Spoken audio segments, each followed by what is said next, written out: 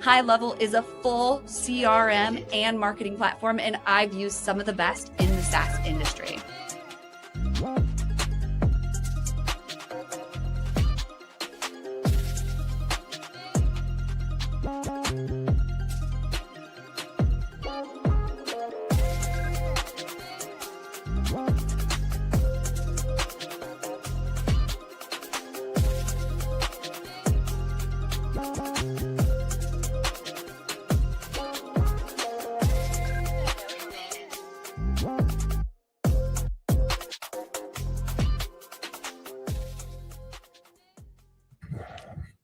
And we are live on LinkedIn, YouTube, Facebook, Twitch. We've got our guest LinkedIn and Instagram. Got to click live there, but we are here on WinsDay. Welcome to WinsDay, Revenue Party people.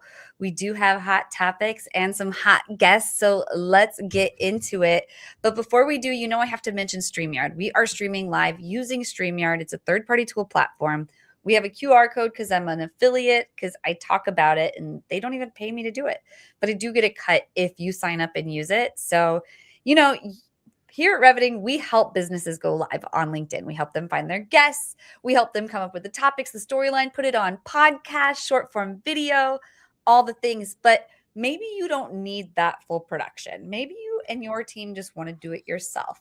And if that's the case, we suggest StreamYard because it is a preferred LinkedIn vendor. We all know LinkedIn doesn't love third-party platforms, but you won't get shut down with StreamYard because it's one they suggest, and it's very budget-friendly. So scan that QR code, and if you're listening on audio only, just reach out to me at jessie@reveting.com, and I would love to give you the affiliate link so you can let people know that you heard about it through WinsDay and, help a girl out. We'll get a little cut of that. But yeah, StreamYard's a really great tool. I used Riverside in the beginning, tried Restream, but ended up settling on StreamYard and it never looked back. And the other tool we want to mention is High Level. So if you are looking for a CRM and marketing automation platform that will do you justice in the age of AI, then I would suggest High Level. It's only $97 a month. You get 3 accounts. We've fully embraced it. So we've white labeled it to app.reveting.com, and we use it as an agency CRM and marketing automation platform. That way we can make sure all of the clients we work with have the tools they need to be successful. But yes, let's get right into it tonight. We have some great guests. Welcome to the show. We've got Lisa and Jimmy. Thank you so much for being here. Thank you. I'm super excited to get this show on the road. Me too. Yes, Lisa, you've been in the Women Wave community, which is a free WhatsApp group of women who've been connected on LinkedIn. And I believe that's how we got connected. Jimmy, I think we were connected through the PR network on Quoted. And I appreciate both of you coming together, meeting each other for a really great conversation on marketing and AI and being a human. But before we get into our hot topics, could you both tell us your full life story in good old-fashioned WinsDay style? We'll put a 2-minute clock up, and we want to know from birth to what brought you to now. Lisa, could you kick us off? Sure.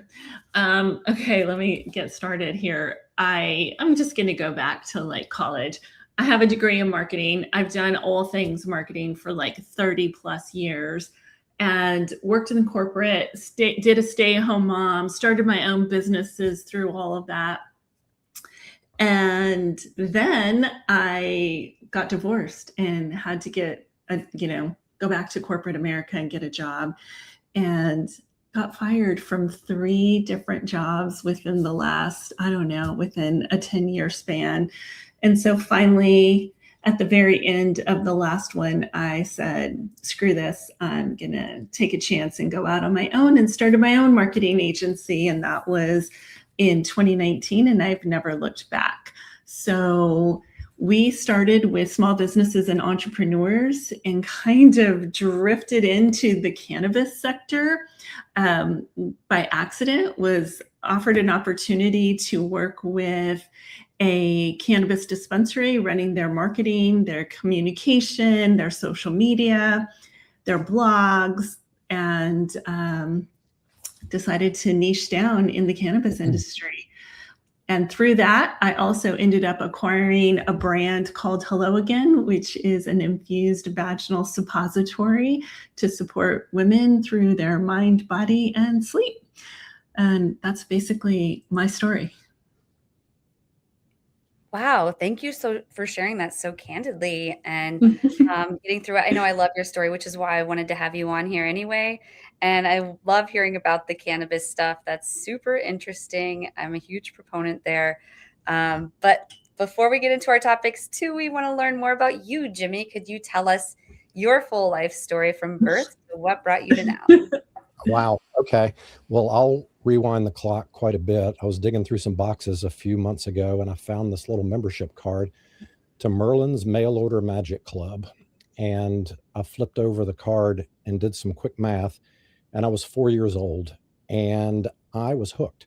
I was doing magic shows for my friends' birthday parties when I was in middle school, getting $25 a show. I was like the mogul of the neighborhood. And then in high school, I met a guy who was an account executive for a Fortune 100 company at an ad agency. And they were looking for a promotional entertainer. And so I got the gig. And for the next 16 years, I was a professional magician. And I got to hang out at the ad agency. And it was kind of at the tail end of those Mad Men days. So it was really cool to see all the campaigns that they were working on. And I just asked a bunch of questions and I thought, you know what, if there's a career that's most similar to a magician, it's in marketing, right? Because you have to capture the attention, you have to hold that attention. And then, the finale of a magic trick is basically the call to action for marketing. So then I really started this dual career where I was doing, like I would go into the agency at 6 a.m., work till 12. I would go to a theme park and do 6 shows with a cast of 20, and that just went on for years. It's kind of the lens that I see marketing through, so it informs a lot of how I see grabbing attention. There's some science behind it, of course. And then, I ran an agency. I'm now at Thrive Internet Marketing. I've been there for the last 5 years. I came to start their strategy department. I believe if you don't have a good strategy, you're going to end up somewhere very expensive and somewhere you don't want to be. And so I'm just fascinated with what's going on with AI. And I know we're going to dig into that in a big way. So yeah, that's my story in a nutshell. Wow. Well, thank you so much for sharing that. That's an amazing story. And you are a magician, literally, as someone else said it in the comments. So this is going to be a great conversation. We're talking about human marketing and AI, and you just met our guests. So let's get into our first topic. Topic number 1 is keeping marketing human with AI. Lisa, could you kick us off on this topic? Oh my gosh, I'm so passionate about this because I'm sure, as everybody knows, there's a bunch of slop out there, right? And I also think in this AI disconnected world, there are so many ways that we are craving human connection and real, authentic connections. So a couple things that I just want to suggest is, when you're creating content, and look, I use AI every day, all day. It helps me create content. It helps me automate. It provides, research. It does everything. But when you're creating content, that's really where you want to keep it human. So even as automated as I have everything, where it knows my voice, my tone, my message, it has all of my past newsletters and conversations and everything that I've had, it still gets it wrong. And so I think, you have to constantly keep up with what's going on in how it's reviewing everything that you're doing, how it's reviewing your voice, how it's coming across. And the other thing that I would say is video is where it's at, because that's where it's going to keep it human. And I know there's AI video and there's a lot of things that you can't tell the difference, but I posted a video yesterday and I unintentionally had a typo in it. And so that's how you know that it's real, that it's me. I'm not saying go create typos intentionally, but I think that there's ways that you could showcase that it's really you, whatever behind the scenes, like this is my backdrop, with my kids' pictures and my products and stuff. And so I think there's a lot of ways to keep that human connection, and also listening to what your audience is saying, what they're wanting, what they're craving, what they're asking, and providing feedback and answering those questions. Jimmy, I'd love to know more about what your thoughts are. Yeah, and Lisa, I think you embody the human aspect of what you're doing with your content. Obviously, Jessie and you connected, and so you're living out exactly what you're passionate about. And I think that's the hard thing for people to understand is I don't think there's been a time in my career where being yourself is actually rewarded. A lot of people want to hide behind the logo. The problem is in the definition itself, like the word artificial intelligence. It's artificial, and it's always going to move to the middle of the generic. And so it wants to know your skin knees, your bumps, your bruises, your champagne toasts, the things that you care about, what your point of view is. And what that'll do is it'll actually raise you above the mediocrity of all the slop that we talked about before and give you a personality that, we talk about the tools in creating content, but what's actually happening at the same time is these large language models are actually trying to find who is out there saying something of value. And I think giving people the permission to be absolutely themselves is actually going to benefit them because AI is going to match them up to the perfect customer that is right for them, which is kind of exciting and scary all at the same time. I don't disagree. I think, authenticity. One of the things that people tell me all the time is that I come across very authentic, which I take that as a huge compliment. But it's not only posting and talking about your wins and all the good things about your brand, your business, your service. It's also talking about the real struggles that you're going through, real life. I'm going to give you a perfect example of today. So I live in Texas. It's a huge heat wave. They're saying like with the heat index, it was like 120 outside.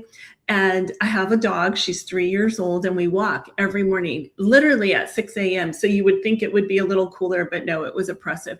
And she got overheated and she has some problems, and she collapsed in the middle of our walk. And it took us an extra 30 minutes to get home. Now, let me also say that yesterday I discovered I had a leak in my bathroom. So today I had somebody come in and rip apart my bathroom. I had workers in and out all day long. It was just really a stressful day. And then on top of that, I'm trying to work and, create content and all this stuff.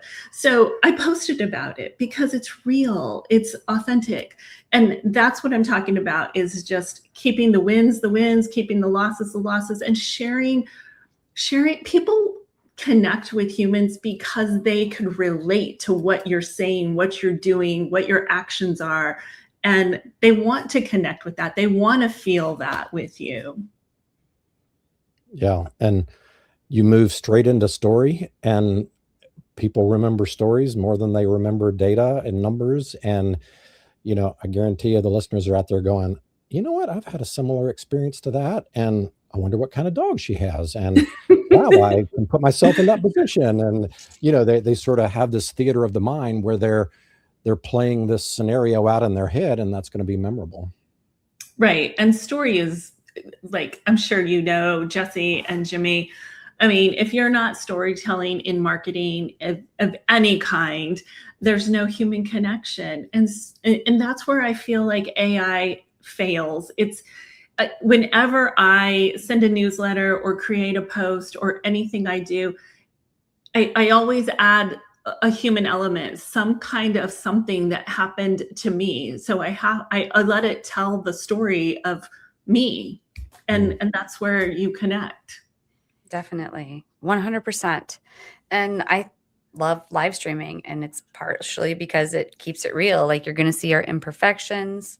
You're going to hear our ums. You're going to see our weird movements. And another thing I like to do on TikTok is makeup tutorials, because a lot of the time here on WinsDay, I have a bunch of makeup on, and it's fun for me, but this isn't what I look like. So I'm also willing to show the fun. And I try to sell makeup on TikTok as well. So that goes along with it. But I was thinking about that as I was doing it tonight. And, the goal isn't to try to, I don't know, look 25, but the goal is to make 25-year-olds want to be 40.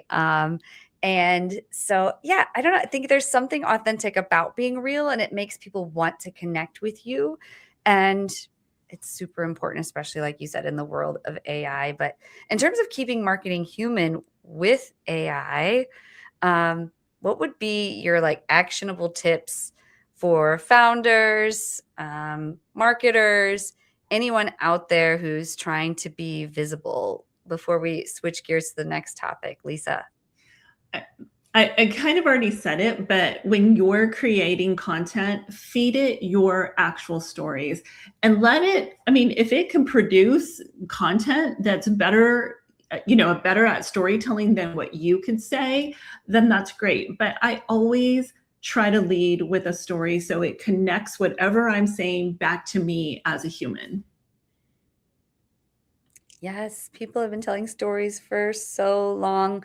Well, let's get into AI search as the new referral. And also, if you're tuning in, make sure that you leave us a question or a comment and join the conversation with us. We can pull it right up here on the screen and we can read it here out loud. So we want you to join the conversation.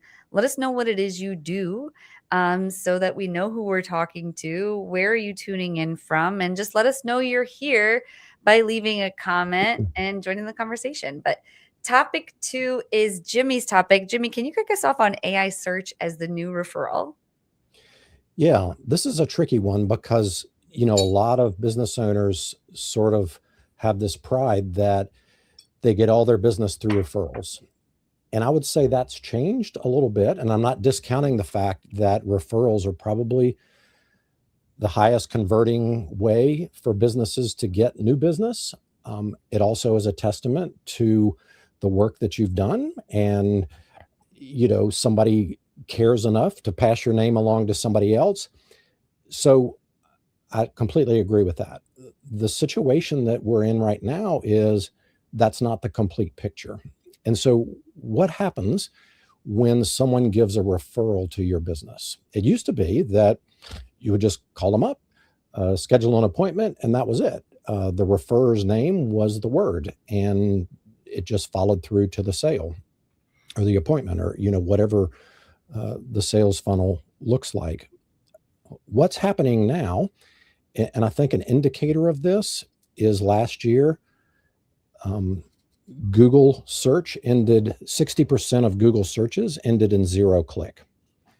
And so you go, what? How is that possible? What's happening? Well, on that search engine results page, you've got AI overviews, you've got featured snippets, you've got knowledge panels, you've got AI mode. And it used to be that you would get 10 blue links and you would choose which link to pick.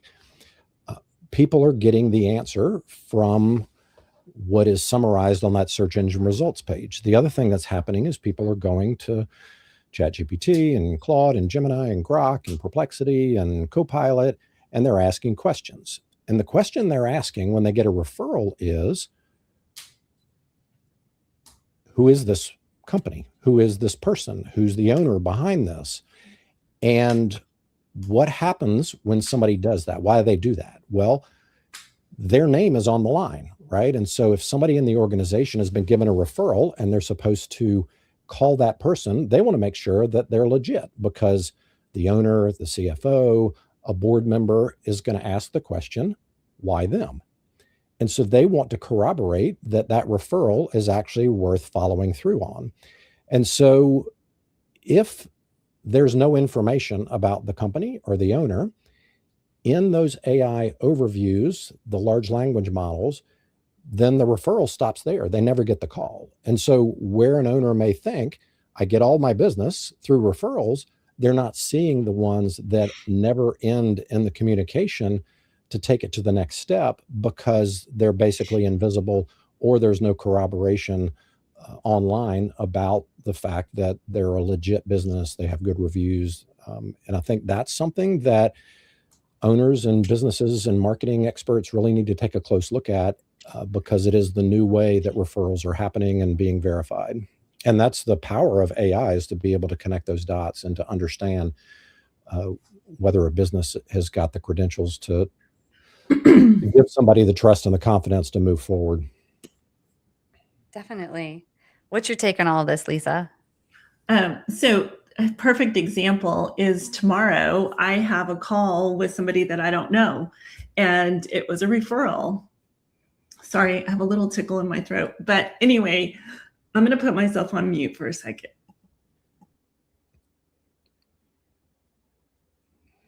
No problem. I have to do that every once in a while as well.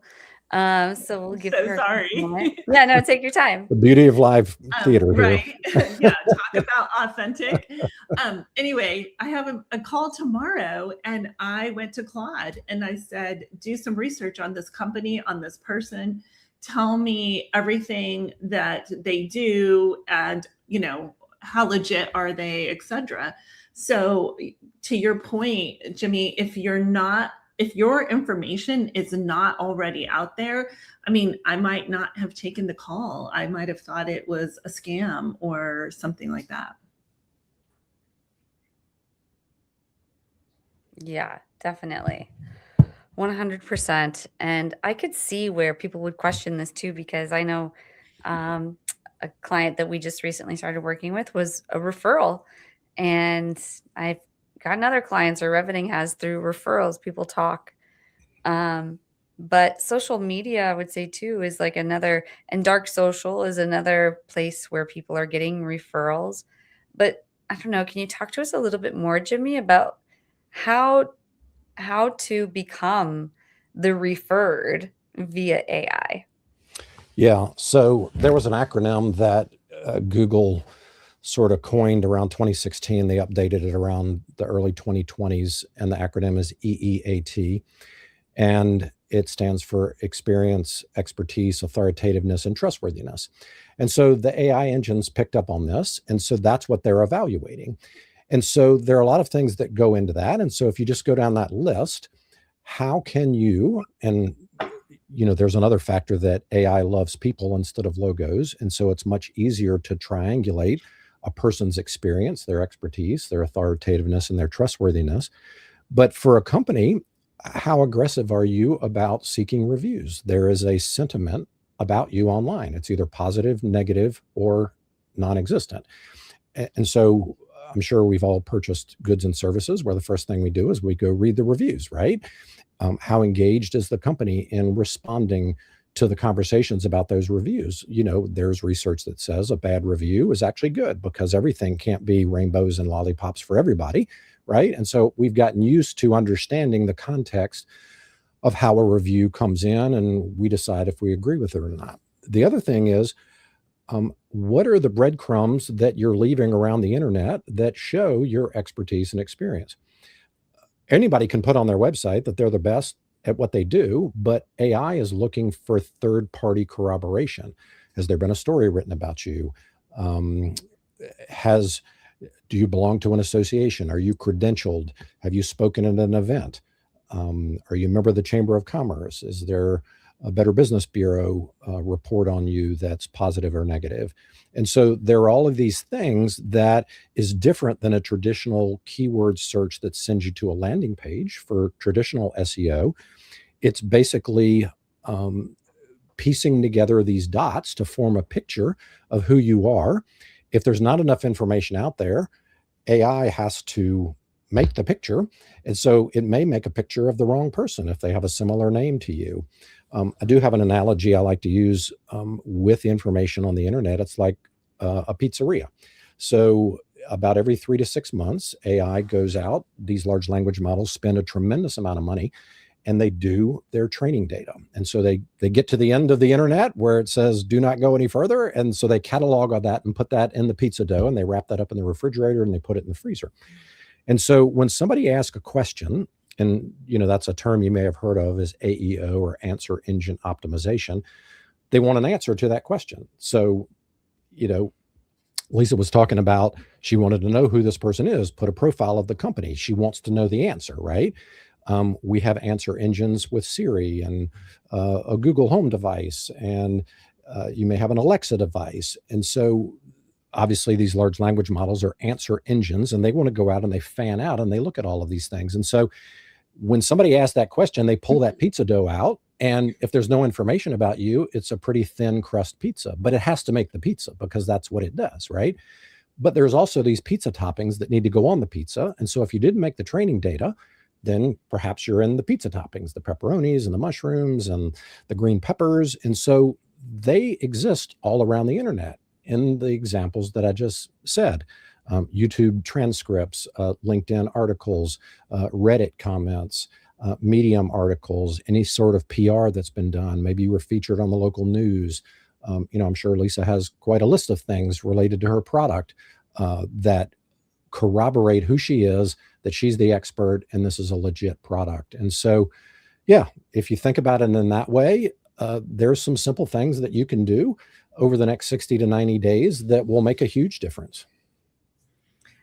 And you have to create that authority and build, and you have to start somewhere. Even if you're going to say, look, I'm just getting started. Well, you have to start somewhere. You have to start building authority and credibility, posting, connecting, getting on podcast, hosting podcasts, getting on lives, getting somehow featured in articles, showing up at live events. Like you said, Jimmy, the Chamber of Commerce, networking events.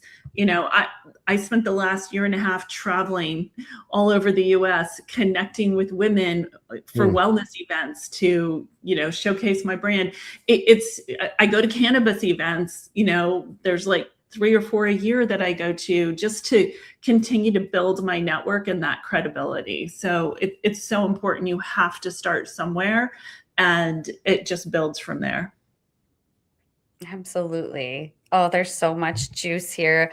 I want to get into it, but also we have a lot of comments coming in, and I want to make sure to get to some of them. If you are just now tuning in, you've come to a really great part of the conversation. Let us know you're here by leaving a comment where you're tuning in from. But if we could get some of those good questions that have been coming in back up on the screen, then I'll read them out loud and we can kind of get into it. So we've got Chris P here. If someone could give him a tag in the comments, let him know we're getting into his question here if he's not still here. Or Chris, if you're here, let us know.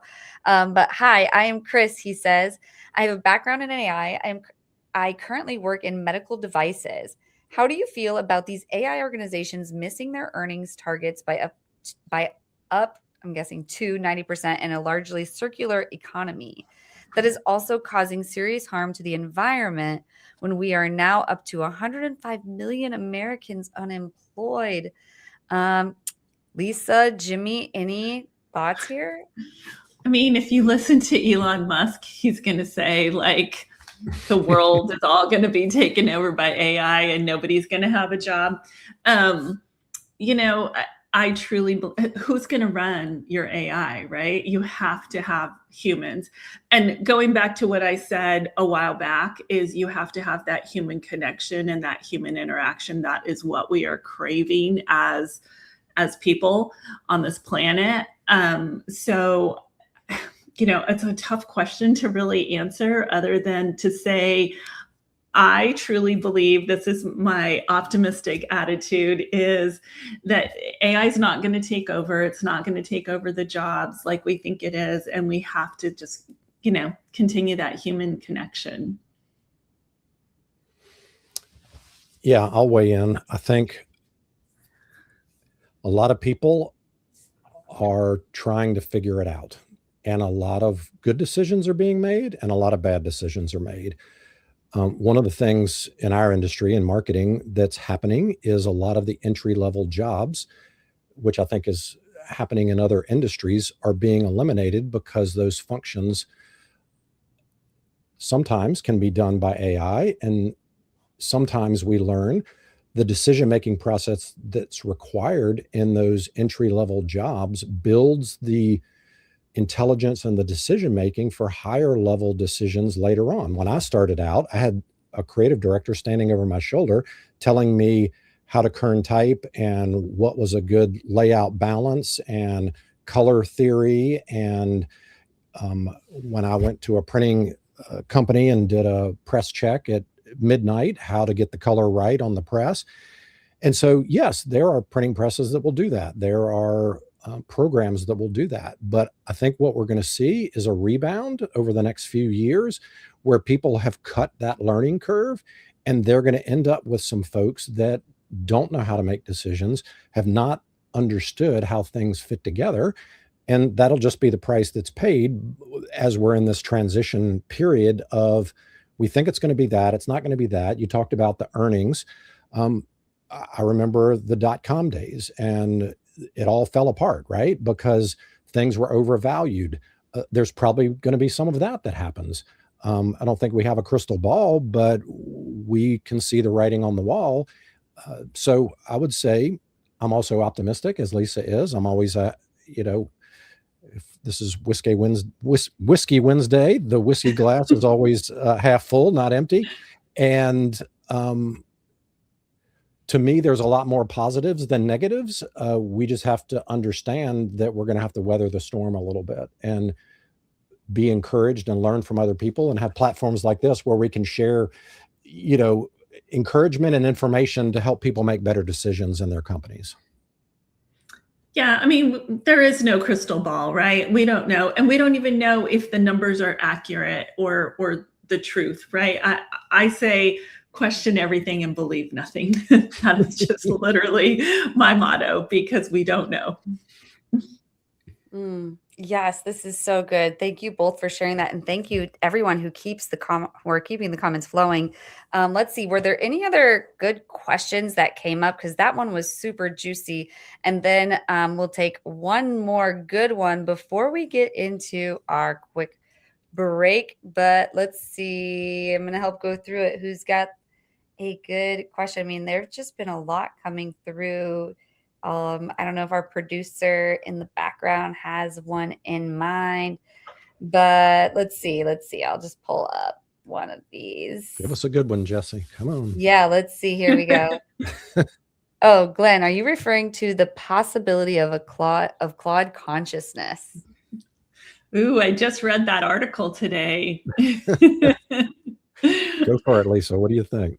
Well, I mean, if you go into Claude and you see it like thinking, visioning, like it's doing all these things. And the article just said, does Claude have a conscious, is it conscious? And I mean, look, it's AI is fed by all of our human information that we're feeding it, right?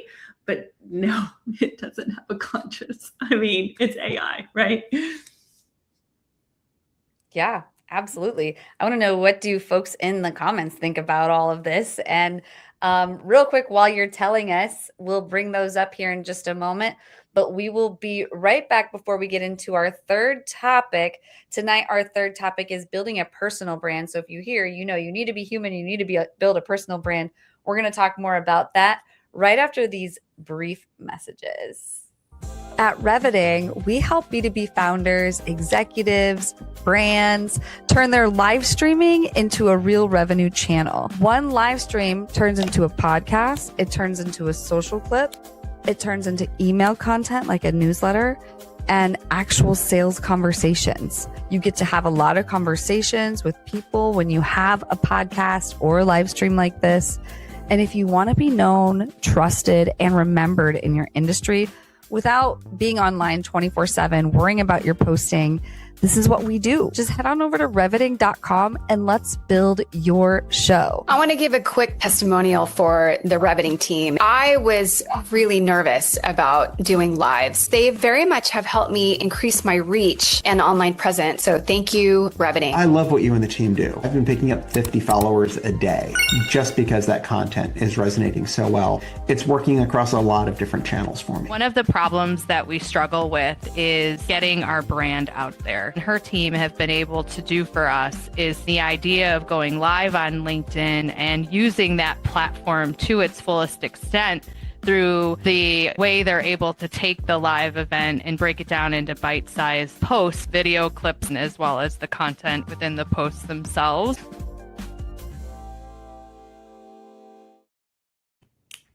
This is Mike, also known as Clean with Mike on Twitter. Mike hired a virtual assistant from Cherry Assistant about 2 years ago. Now he has a $50K per month business fully managed by a remote operator in South Africa. His VA from South Africa does the following: closing inbound leads on the phone, Yelp and Google and Facebook, manages his CRM and Go high level, deals with rescheduling, cancellations, any issues, hires and manages the cleaners, and sends them daily reports and updates. Mike has a fully cash flowing business managed by a remote operator for only $8 an hour. You can also hire a US equivalent worker in the Philippines, South Africa, Latin America for a fraction of the cost with Cherry Assistant. Be like Mike and grow your business with offshore staff.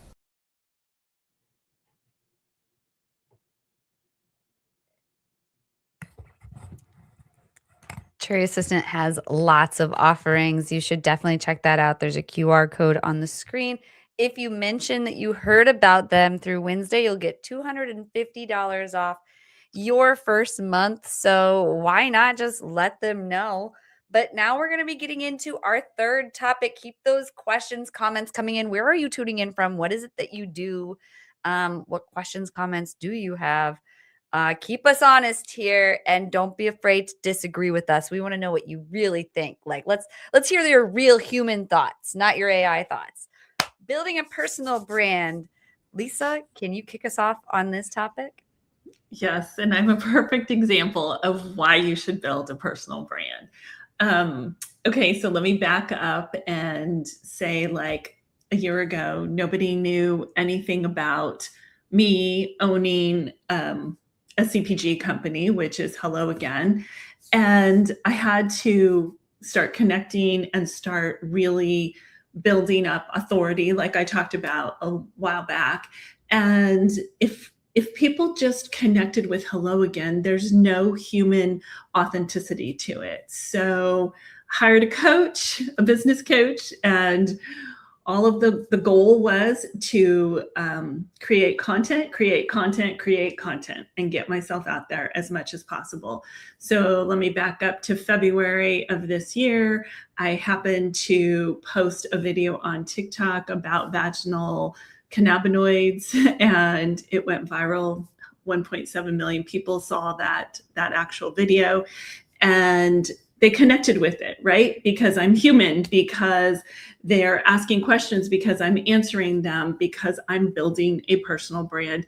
And if you go look at anybody in any business, nationwide, worldwide, people connect with people, not with brands. They connect with the brands on the side, but it's really the human connection, because they want to know your story. They want to know what you're thinking. They want to see the ins and outs. They want to see the behind the scenes. And if you're not building that personal brand, then you're not connecting with your audience. So your brand is not going to show up and tell a story about how your dog collapsed. Your brand is not going to show up and tell a story about, going through a divorce, or it's that connection. And I kind of already said this before, but people relate to people because through storytelling, because they could see themselves in that story. So they might say, yeah, I saw a comment on here that said, I'm a fellow divorcee, or whatever the comment was, but they connect, right? So that's how human brands are built. And that's why it's so important. And also, when you're responding as a brand, it's very on brand, right? You have to make sure that you're saying answers or topics related to what your brand would say, what your brand looks like. But as a human, as a personal brand, I could answer in any way I want to. I could say anything I want to. I posted a video yesterday that had a typo in it. It's that human connection that people are going to relate to. Yes, typos are part of the goal these days. You just look more human. So I have a lot to add here because what we do here at Riveting is help businesses go live on LinkedIn, YouTube, Facebook, X, all the channels. And then we repurpose that into podcast, short form video. But a lot of the time, it allows the brands to just be real and authentic with their audience, but also the guest who appears on the show. So, I don't think deep fakes can quite do what we're doing here tonight yet. So it is a way to, be real. And then also that part in the beginning where we want to hear the story, the real life you, it helps people connect with people because, again, storytelling, like you said, Lisa, I think I've said it on the show so many times, but stories have been told for so long. We've put drawings on caves and, there's all these religious documents that have guided generations. Stories are super powerful. So I think we all know, myself included, we all need to go back and think about our own story. Like what elements make a story? Who's the villain?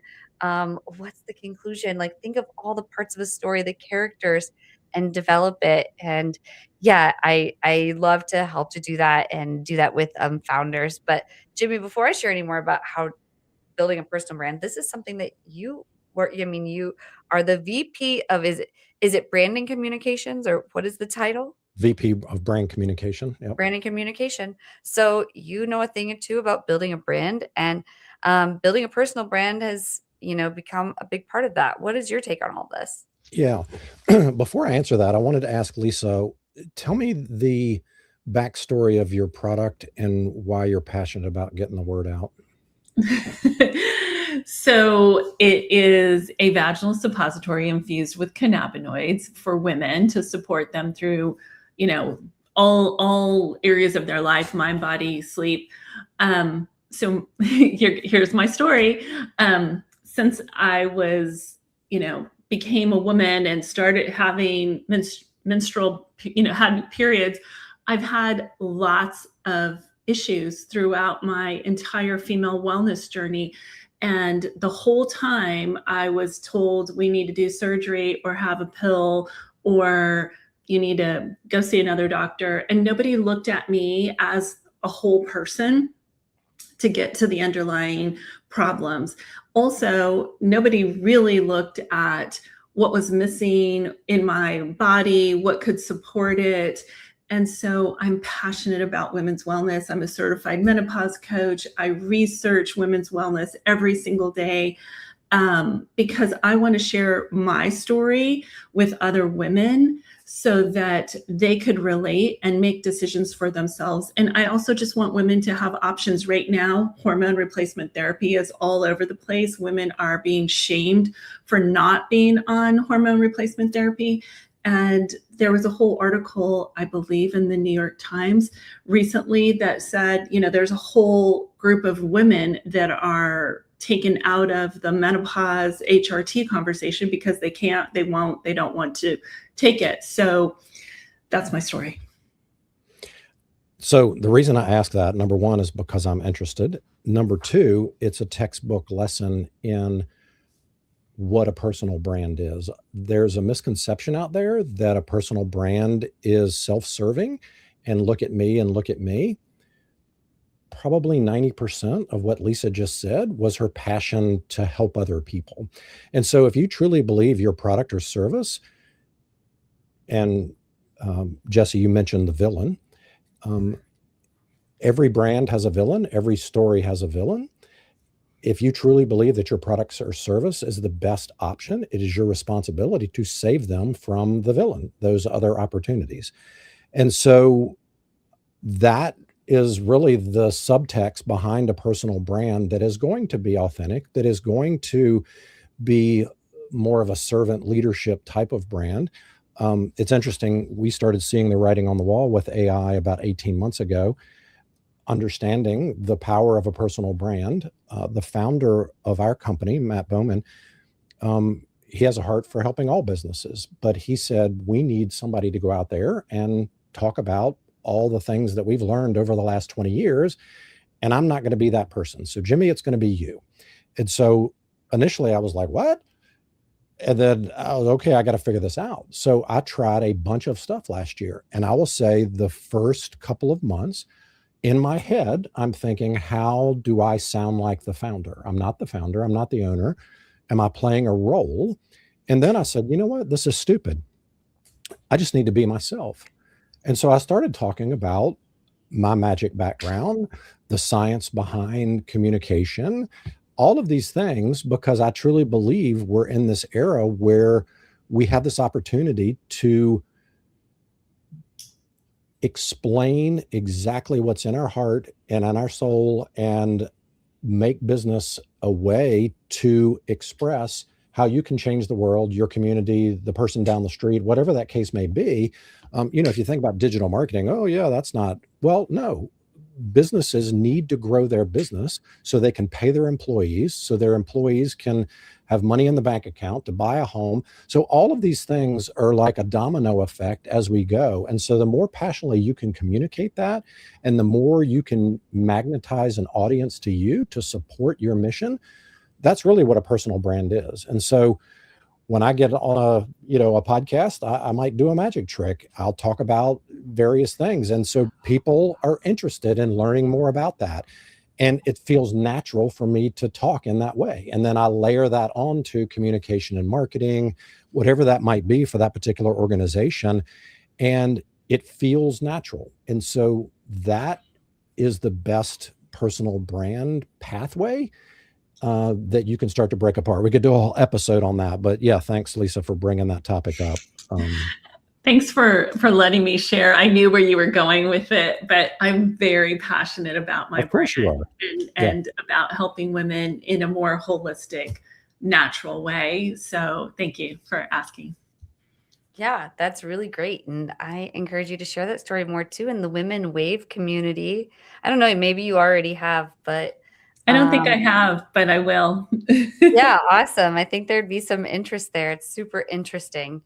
And I know there's some other women in there who are focused on menopause as well. So it might be interesting. Maybe we have a menopause conversation around this. Right. I mean, look, I'm a 58-year-old postmenopausal woman. I am my brand, right? Like, there's no other person, just me. So that's why people relate, because I could tell story after story about what has happened to me. Yeah, you are your brand. You are the personal website of you. It's, it's so important, but I want to hear more from the audience as well. We have some really great topics tonight. What are all of your thoughts? I know I've seen a couple more questions and comments come in. So Nina saying, if you are presenting something super technical, does describing a trying personal experience, for example, help build your brand? I've heard conflicting opinions. Lisa, what are your thoughts? So I'm assuming that you're asking the question of tying a personal experience to a technical, if you're trying to describe something super technical. I would say the simplest, easiest way that you could communicate something super technical, 5th grade level, the better. And if that means tying a personal experience into it, and if that allows you to keep it super simple, then by all means, tie a personal experience. Tie a personal experience, because people love metaphors. They love explanations. They love how things relate. I'm all about tying experiences into something super technical or non-technical. Yes, definitely. So such a great conversation. Let's get into our final topic, which is why invisible founders lose deals. I love this topic. And I believe this is your topic, Jimmy. Can you set the stage for it? Yeah, I'm going to try not to jump out of my chair and wave my arms in the air, because this really dovetails nicely off of our last topic about a personal brand. I talk to a lot of business owners. The first thing they want to do is hide behind the logo. They don't want to be out in front, whether it's being uncomfortable, whether it's, I don't want to be in the spotlight, whether there's a million different things, right? And so hopefully the last conversation talked about, if you truly believe that your product or service is the best, that you should be out there. But there's actually a number associated with it. I said I tried a lot of things last year, and about Q3 of last year, I said, I don't think I'm the only one who's out there trying to get some visibility in a positive way for their business. And so I studied 400 businesses across 5 verticals, spread across the US, most of our businesses in the US. None of them were our clients. I didn't want there to be any bias. And I wanted to make sure that some principal person within the organization was identifiable, whether it was the founder, the CEO, some subject matter expert. I really wanted it to be someone in the C-suite or the founder or the owner. And I studied traffic to the website year over year. There was a lot of volatility in traffic from January 2025 to January 2026. I also looked at those industries, and I wanted to know what percentage of their business came through the web, because I didn't want that to be biased. And there was quite a variance related to that. And I also looked at some corroborating studies outside of the one that I did to make sure. And you might think 400 businesses, that's not a lot. Actually, it is, because the more data you have is sort of a little too much. At 400 businesses, there's a 95% statistical reliability with about 4.5% margin of error. So that gave me a lot to work with. And out of those 400 businesses, 46% of the business owners were invisible. And you might go, oh, okay, that's fine. The company will carry it. Well, we talked about 60% of searches in Google ended in 0 click last year. And then Gartner has come out with a study that this year, 25% of organic search will drop by 25. And then in 3 years, it'll drop by 50%. And I promise I'll bring this home in a second here. Search Engine Journal did a study with LinkedIn that said if an executive posts on LinkedIn 10 times a year, not a month, not a week, a year, their referral base will increase 3 times and the deal size will be 3.7 times larger. There's also a study that says in a B2B environment, if someone reads something that an executive wrote, the deal will close quicker within a 90-day period and at a higher rate.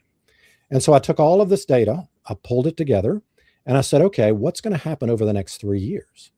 And so there were 2 different size businesses. One was a $7.5 million business. The other one was a $24 million business. Over the next 3 years, now there was a data point in there where if the owner and the business were visible, traffic increased year over year 2.5%. If both were invisible, traffic dropped 28.1%. That's a 30-point gap. And that's going to continue to compound over the next 3 years. And so for that $7.5 million business over the 3-year period coming up, there's a $5.6 million gap. You're either going to get some of that 5.6 million, all of it, or you're going to lose it. So let's say that you gain that 5.6 million because you do everything right. The owner or founder contribution to that 5.6 is $2.8 million. It's a multiplier. Visibility of the owner transfers to the business at a higher rate than it does for the business itself.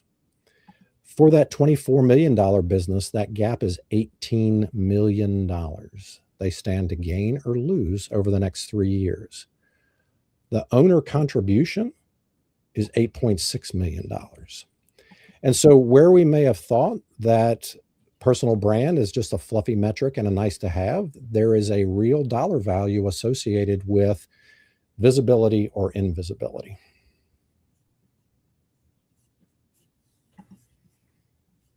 Wow. All those stats. I'm just gonna add on to that just a little bit because you said it increased 2.5% year over year with both the brand and the founder / owner being visible. I mean, we are right there. We're a little bit over that 2.5%. We post and we're visible as a brand, and we post and we're visible as me. I'm going to give you another perfect example. I have a video going viral right now on TikTok, and I just happened to go look at our traffic, and it's increasing. The sales are increasing. The orders are coming in. I don't know, that's perfect proof right there. Oh, you got to love TikTok. Gotta love it. That's great. So, I mean, well, you're going to have to share your TikTok handle. But wow, those stats are really impressive. Jimmy, I'm guessing you put a lot of these stats and evidence in this research that you're doing out there somewhere. Is there a place that people can find a lot of what you're talking about? Do you have a Yeah. newsletter? Well, I have the full report. It's 21 pages. It shows the research methodology. It has all the numbers. You can get it for free. It'll cost you your email address, but then you get 5 days of lessons on how to do better at all of this AI stuff. And so just go to businessvisibilityindex.com. And then actually I've written a book. It's just come out. It's called Uninvisible. It's on Amazon. And it layers in some things that you can do. It's a short read. It was meant to be read in one or two sittings. So yeah, those are two places I could point you to. Yes. And I see a comment from Kenneth coming in saying, David Goki, Chris Pinadella claims New Jersey has the most delectable, scrumptiously delicious, edibly tasty, good, heartfelt pizza in the region. I know the comments are going off about pizza. Yeah, that analogy gets everybody hungry, especially late at night here. So yeah, I think it might be pizza hour for many of us. So where are you all going to go get some pizza? It sounds like some of us already know, but wow. I mean, this is the conversation more founders really need to hear. The cost of being invisible isn't just missed impressions. It's measurable revenue that compounds over time, especially when you consider all those stats you shared. Those are awesome. I try to put together stats every week as well in reveting.com/newsletter. We have a newsletter that goes out. I have my research that we'll go through there, and we'll try to find, evidence that about like AI marketing, B2B marketing, specifically video, live streaming. So if all of that is interesting to you, we also talk about this show, the upcoming guests, last week's guest, recap the show. But reveting.com/newsletter will help you subscribe there. But when you connect with the research to what businesses are actually experiencing, it gets harder to dismiss what is actually happening, especially here on LinkedIn, where you just need to make, 10 posts a year. yeah. And it makes a difference for you. But the human behind all of this credibility, it accelerates trust, and that's the multiplier here. So how would you wrap up this topic, Jimmy? Well, I don't want to overwhelm people, but I will say, again, going on the optimistic side of things, the bar is on the floor. We talk about LinkedIn. There's 1 billion people on LinkedIn, 2% post. Like, that's crazy. Mostly lurkers. Just put together a plan, break it down. You don't have to do everything. Figure out how you communicate. Lisa, I would agree with her. Video last year was the most consumed asset on the internet. So you've got $1,000 camera in your pocket. If you're a business owner, and okay, it's Whiskey Wednesday, let's say it's Taco Tuesday next week, go to a local business, put the phone on the table. Make sure you're not backlit. Make sure you have good lighting, and just go, hey, it's Taco Tuesday. I'm down here at my buddy's place. Hey, come over here. Your local folks are going to recognize that venue. Talk about something. We're on Zoom all the time. Get a colleague or a friend or a buddy. Y'all get on a Zoom call and talk about what's going on in the business. Post that to YouTube once a week. Like, it's just a natural conversation. Like, it doesn't have to be rocket science. We're just having a good time. We're just hanging out. You could do that with some friends and colleagues on your own. So yeah, I would say break it down, get a plan together, and start seeing the benefits. The cool part is traditional SEO can take 3, 6, 8 months to get traction. Some of these AI things, you can see visible results in 30, 60 days. So the best time to start was 18 months ago. The second best time is tomorrow. Right. Yep. I see you nodding. Anything you want to add there, Lisa, before we move on? I just want to say that get started and be consistent.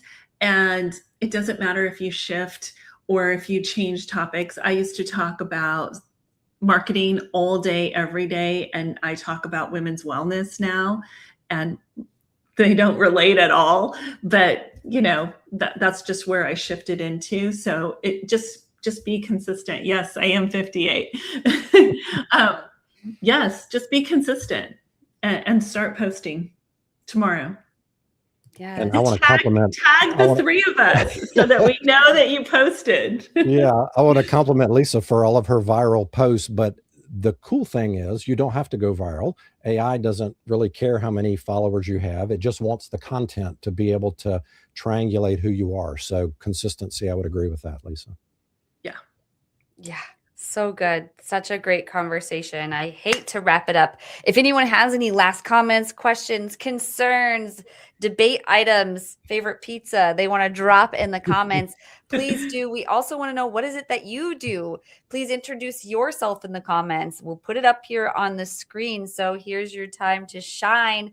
Chris P., you're super popular here tonight. Like, what's the story behind Chris P.? I want to connect with him too if we're not already connected. But anyway, before we wrap up, we still need to get to our special segment that we have a special clip here for the guru of the week. Ooh, the guru of the week. Ooh. Okay, so we just got inspired by both of you. Who inspires you here on LinkedIn? Who walks the walk and talks the talk and does all the things that makes you excited and makes you want to go comment and like and read their stories? Lisa? So, I'm in the cannabis world. Seth Yakatan is also a friend of mine and a colleague that's in the cannabis space. So I would say go follow him and go connect with him.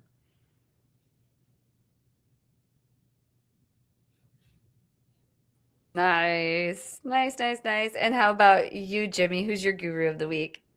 Yeah, I get a sense that all of us on the call are probably learners, and we've probably taken a lot of courses and done cohorts and all that kind of stuff. And I'm really suspicious these days. And so I was a little suspicious of signing up for Chris Donnelly's Creator Accelerator. But oh my gosh, amazing. Really got me off of square one as far as LinkedIn. He owns a bunch of businesses, but the thing that really got me was it wasn't fluff. He's not a LinkedIn influencer, and that's all he does. He owns businesses, and all the training was basically geared towards business related content. And so, yeah, I would give a shout out to him.